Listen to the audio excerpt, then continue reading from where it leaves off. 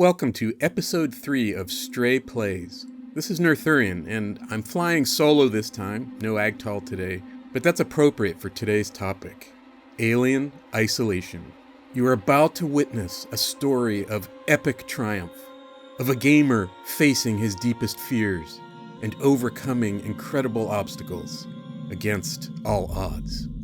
The inspiration for this episode came from something Agtal said in STRAE Plays 2, our episode on A Plague Tale: Innocence. One thing that I was thinking about while you were talking about stealth games is you've played a fair amount of horror as well, and a lot of horror games have a fair amount to do with stealth. I remember you talking about, I believe it was Alien Isolation, which was a game that you fear quit, the only game that you fear quit.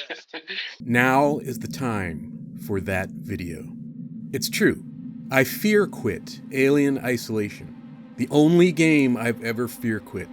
I will not apologize for that. Let's talk about it.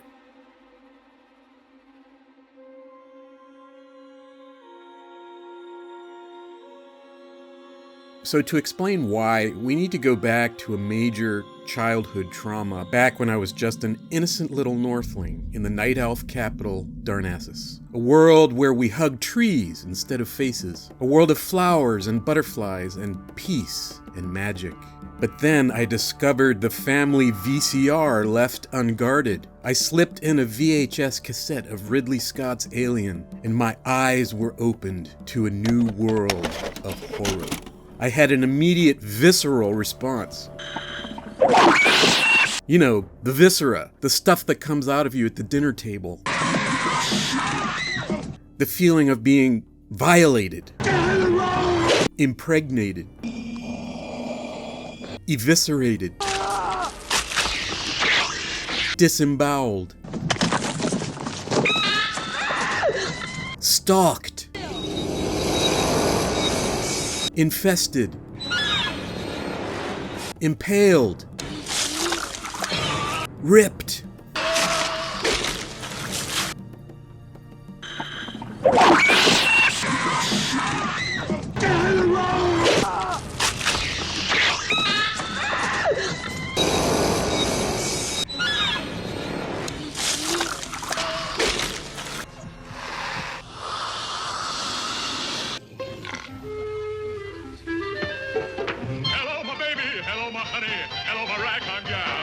To me, the only thing scarier than Ridley Scott's Alien is upright kangaroos. Dude, those things are scary.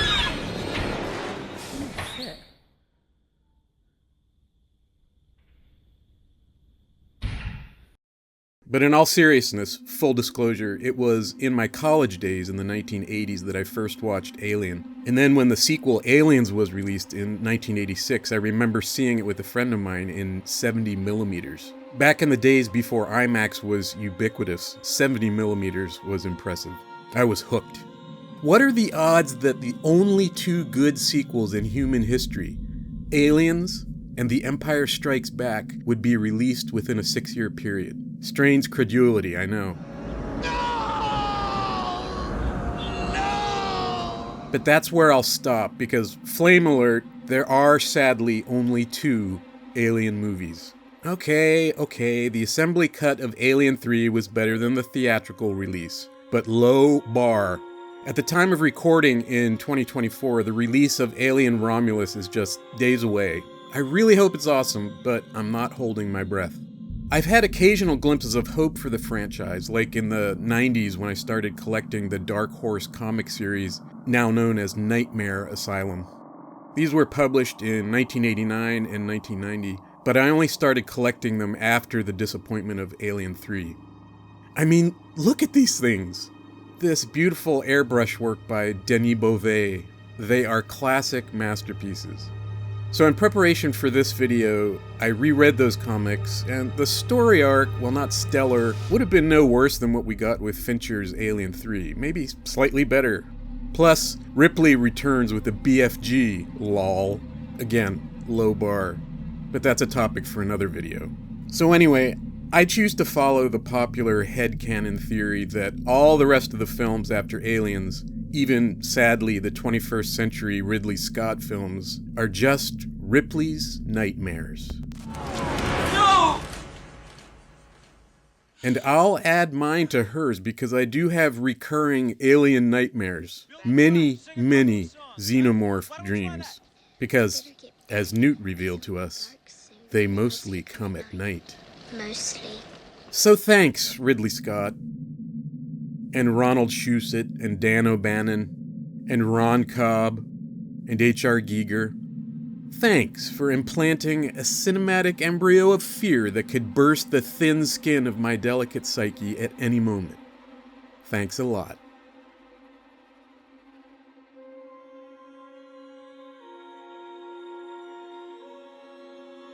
Now, obviously, that's all hyperbolic. Or is it? But it does give you a glimpse into my mindset going into my playthrough of Alien Isolation. On the one hand, there was the decades-long disappointing track record of subpar Alien franchise media. But on the other hand, my hopes and fascination with the franchise and the primal, visceral fear at the core of it. I had only played 2 survival horror games before. More on that later. They're not really my cup of tea. As you can see from my legendary gaming spreadsheet, I tend to prefer simulation sandboxes, RTSs, and RPGs. But I'd heard good reviews of Alien Isolation, so I thought, why not?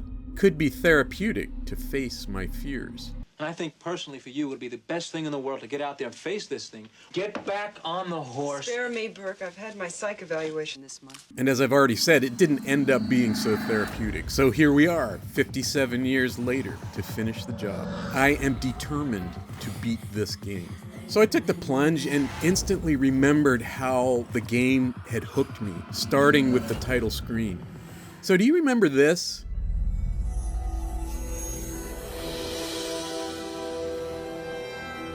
I vaguely remember this being a cinema first, sacrificing quote-unquote brand integrity with the off-color rendition in order to maintain IP immersion. Same thing with the title screens of Alien Isolation. I mean, look at this. It just captures the alien vibe. Until we get to this, of course.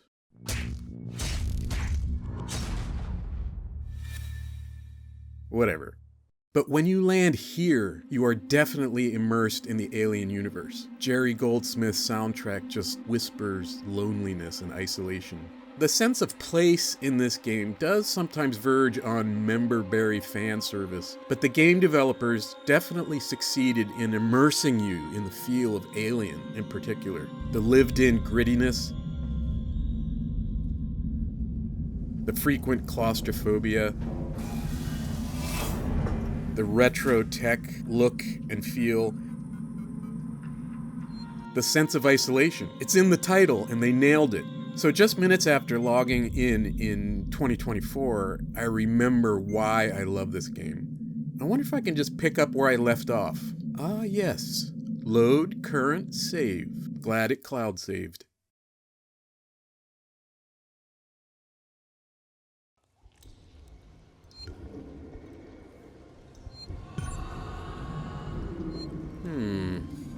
I think I remember why I fear quit now.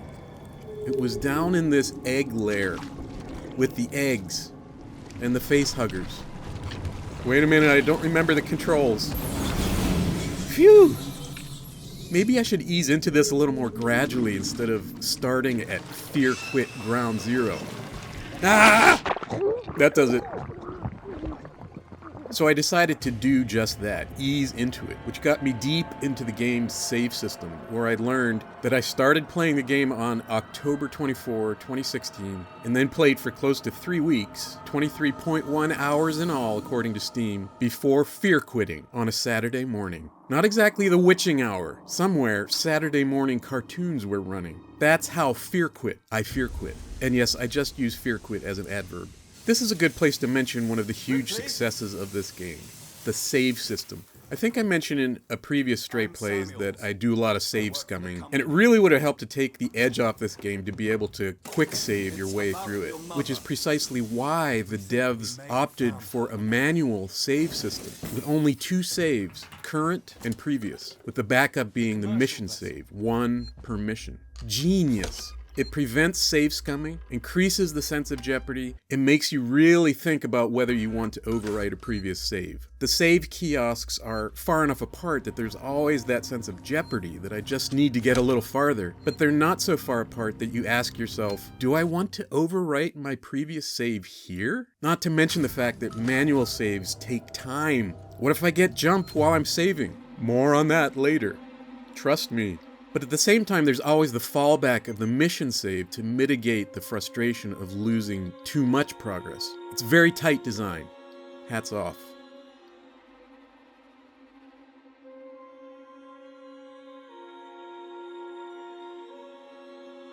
Okay, how to ease back into the game.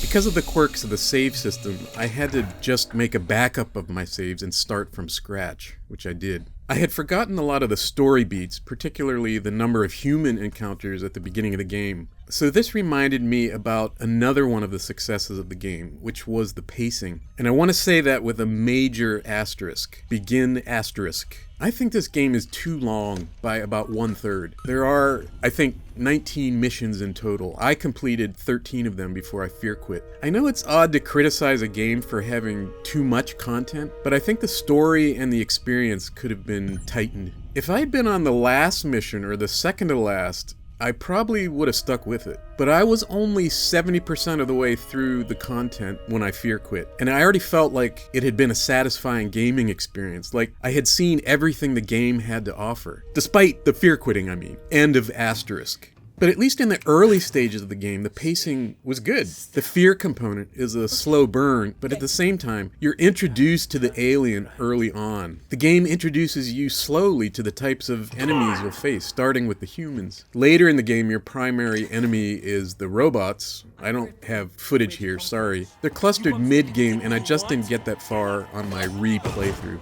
But I remember the issue was, sure, you can take them out with guns, but do you really want to risk the alien hearing all the gunfire and ganking you? A good trade-off that adds tension to the game. One more thing I'm saying from memory, I didn't get far enough into the game on my replay to re-experience this, but from memory, the crafting in this game is very solid. Because the threat is so asymmetrical, gathering materials and crafting components really feels weighty, especially when you get the flamethrower. But you cannot kill the alien. You can only delay your own demise. I guess that's similar to a lot of survival horror games. So anyway, I kept playing through the early game until I got to the first major plot point, and damn!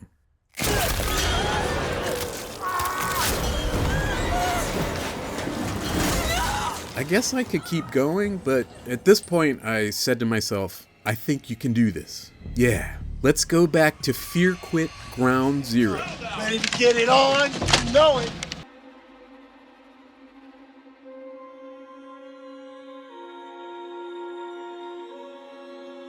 So I reloaded the backup saves and dropped back into FEARQUIT Ground Zero. I can do this. How hard can it be? I'm an experienced gamer. How humiliating it would be to succumb to the fear. Let's do this. Let's do this. Check those corners. Check those corners.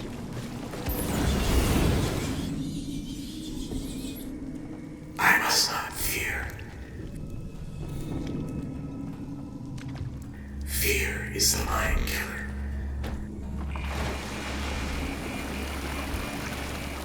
Fear is the little death that brings total obliteration.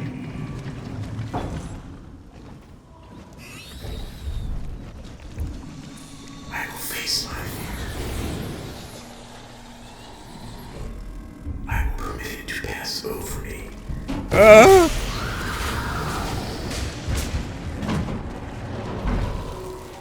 will permit it to pass over me. And through me.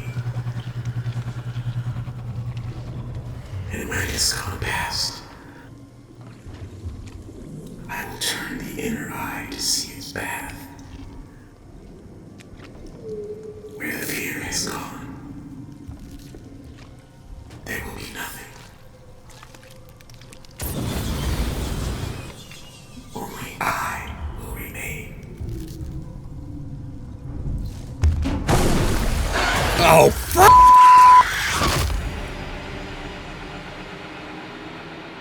I will complete this game. There has to be a better way. What to do, what to do. Well, the first thing I tried was to disarm the fear. Maybe a different soundtrack would help.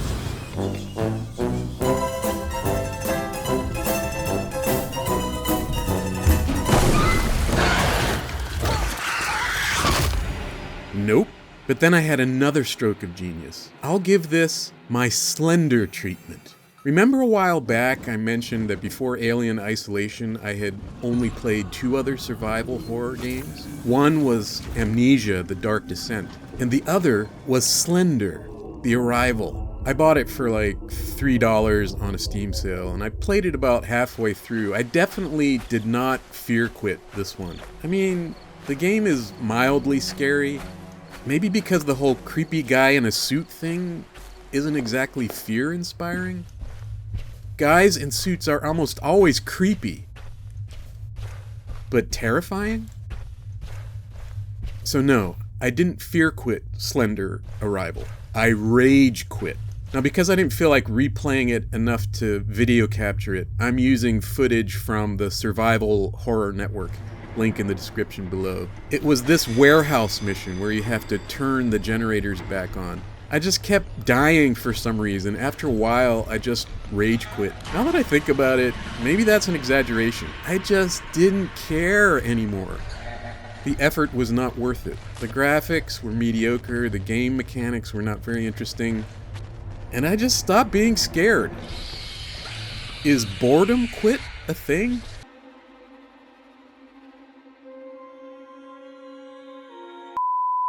So transferring this insight back over to Alien Isolation, I will just keep dying until it becomes routine. Every time I die, a quantum of fear will be transmuted into a quantum of boredom.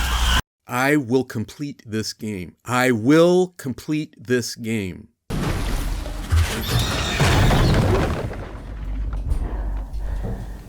I must not fear.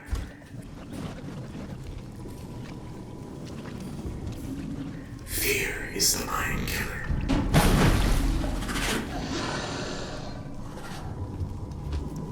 Fear is the little death that brings total obliteration.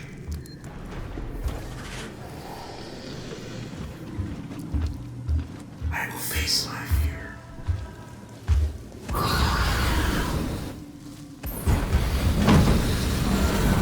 I will permit it to pass over me and through me. And when it's gone past, I will turn the inner eye to see its path. Where the fear has gone, there will be nothing. Only boredom will remain. Remember earlier when I was talking about how the manual save system makes you think twice about saving?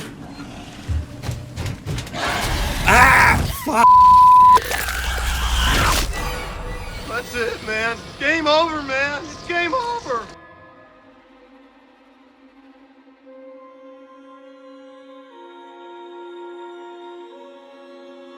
Okay, I'm out of here. I don't need this. Spoiler alert, this will not be an epically triumphant video about me facing my deepest fears and finally completing Alien Isolation. I will, at the last, embrace the fear quit. But that's okay. Here's what I know. Alien Isolation is my Alien 3. The Alien 3 I had always hoped to experience. A fitting end to the Alien saga. Maybe not the one I wanted, but the one I deserved. I don't need to be the protagonist. I don't need a heroic ending. Not everyone can be Ripley. Survival is overrated. If survival is my only goal, haven't I just stooped to the aliens' level?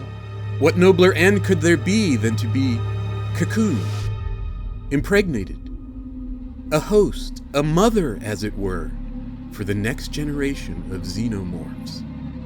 And so I join the Hall of Fame of all the doomed side characters that have gone before me. Kane, Brett, Dallas, Parker, Lambert, Ash, Dietrich, Frost, Crow, Wierzbowski, and Apone, Drake, Spunkmeyer, Farrow, Hudson, Burke, Vasquez, and Gorman, Northurion.